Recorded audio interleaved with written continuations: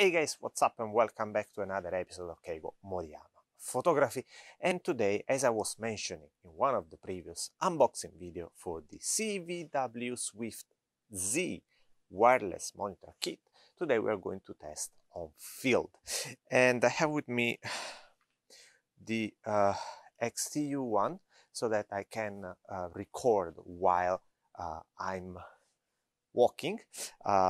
What I am able to visualize here on the receiver and what is actually visualized on the transmitter screen. So let me turn it off first of all so that I can show you.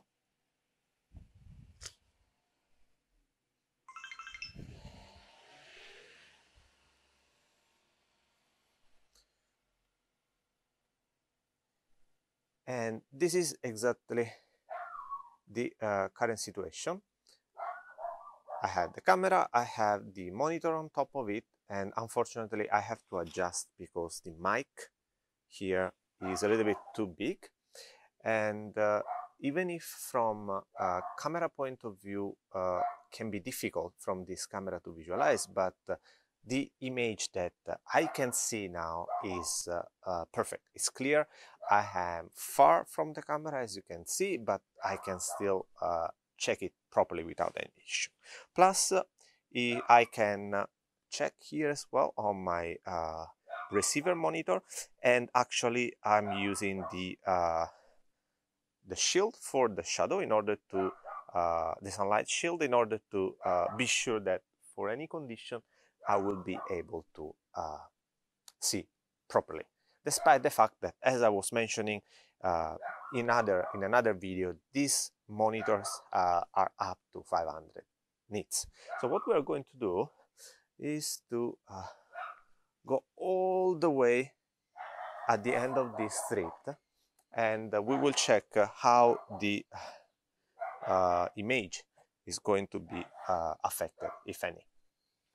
Okay, so we are ready to go. It should technically cover the 200 feet, but because also my wireless mic cannot reach that distance, I have put in the action cam here the microphone so that I can talk and make any comments, if any.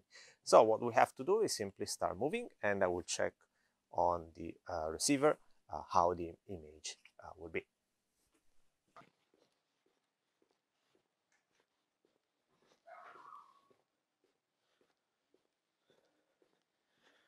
So we are now moving. So far, seems like there is any problem. There isn't any problem on the monitor. The image is still okay. No issues in the transmissions. That means it's really easy to use as a possible solution. All the informations about the recording are actually visualized on the screen, together with which of the two batteries of this external monitor I'm using. Okay, you saw there was a little bit of glitch, and there's still a little bit of glitch reaching this distance that is pretty far. And here we are back to the original position. So what can we say about that? The distance that we have covered is approximately these 250 meters, and again just up to the end of the streets the images was perfect without any glitch. So I feel like the test for the range is definitely passed.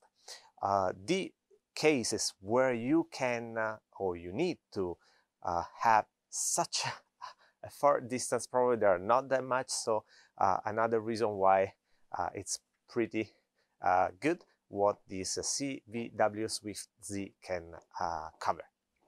In terms of brightness, as I was mentioning before at the beginning of the video, I actually have no issue to visualize properly my image in the open field. I have added the shield here, the sunlight shield here, because I was worried that keep walking, probably the light could a little bit affect it, but again, it's extremely convenient, and what I was capable to visualize was perfect. So we are back in the office, and what we are going to do in order to continue testing the capabilities of the Swift Z by CVW is to install a LUT inside the monitor itself. I have already done it here on my portable monitor that is now in the on the desk, and I will repeat the same operation on the monitor that is above the camera.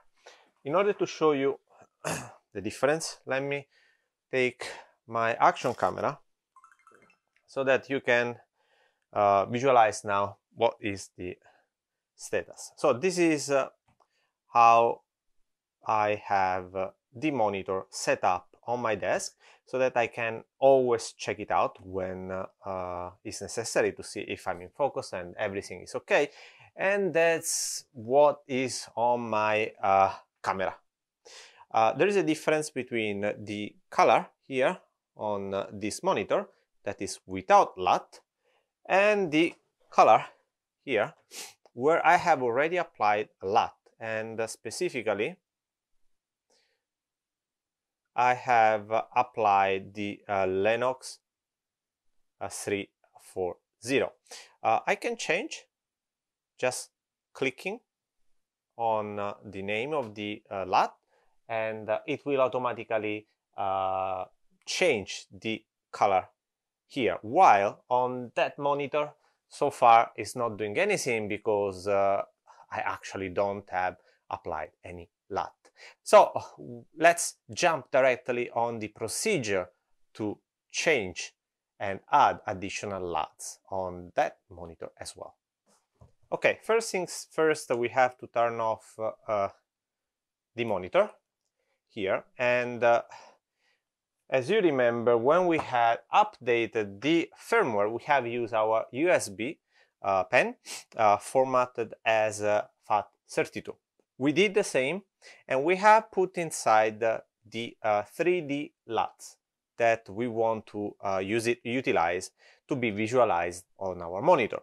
These are the same LUTs that you can find when you want to, for example, apply them on your Premiere Pro, on your Final Cut, or DaVinci Resolve. Are exactly the same. So we are going to put the USB pen inside and then turn on our monitor. So we double click and we go to RGB icon here.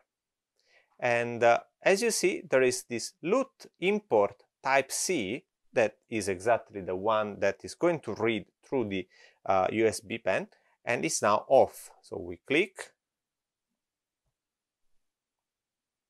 and we click on one of the two arrows, and it's going to read through the USB pen and automatically import inside the monitor. It can keep up to 50 LUTs, okay? I don't know yet what happened after this you have reached the number. I will let you know in a future video. What you have to do next in order to select it is on LUT switch. You're going to click, and from off you change to on. After that, you see the new button will appear, LUT. And when you click, you have all the LUTs that you actually have installed. So for example, because I'm a fan of Peter McKinnon, and hopefully he will see this video because I have mentioned him, I will click on McKinnon 75, and now the LUT is actually available. The image is visualized here. Let me try to zoom in.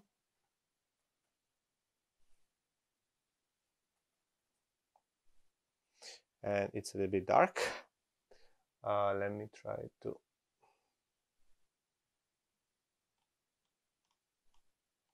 Okay, we go ISO 5000. Yeah, a little bit high, but it's okay. At least you can check it out. And okay, so what we are going to do now. Sorry, I had disabled the touch before. Is to show you again. Then RGB icon. LUT actually is a McKinnon 75. I can change to Lucky 64, and as you see, the color here is changing. Lennox 340, Corben 214, Hyla 68, Fusion 88, and as you see, the image is totally different. And that's all for today. Hope you liked the video. Let me know your experience with this type of portable monitor. And thank you again CVW for sponsoring this video and let me try the Swift Z monitor kit, wireless monitor kit. So guys, let me know in the comments below if you want me to try and test it out in different situations. I will be more than happy to let you know how these monitors are going to perform. And if you're interested in purchasing them, please follow the link in the description below and you can see this and other products by CVW. That's all for today, and as usual, till next time, stay click. Bye!